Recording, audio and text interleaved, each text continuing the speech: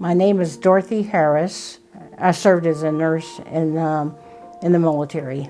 My brother was in the Navy, and I kind of wanted to see the world, so I joined the Navy. I'm Dorothy Kennedy. I was in the Waves. I was in for 2 years. Some of my schoolmates were killed at Pearl Harbor, and I was angry. I'm Dorothy Kist. I was in World War II in the Navy, and I was a radio operator. I joined the service because I wanted to travel and see other things and other places. The year that I served in Vietnam, probably my most vivid memory that I have now. I think because it was such a bad time.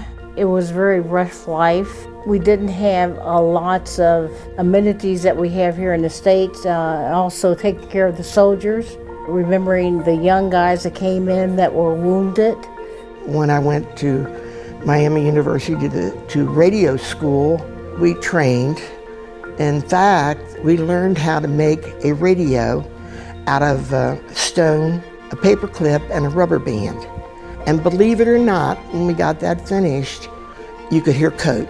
I was amazed. I worked on altimeters, mostly altimeters. And we would put them in a bell jar and suck the air out of the bell jar.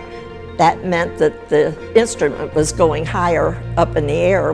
And that's how we tested them. We worked like 12 hours a day, 6 days a week, sometime even more than that, according to if we had like what was a mass casualty, they would call everybody back in to work until you took care of all the soldiers. I was transferred to Belmore, Long Island, to a listening station where we had 2 stations for code and 2 stations for Air Force airplanes.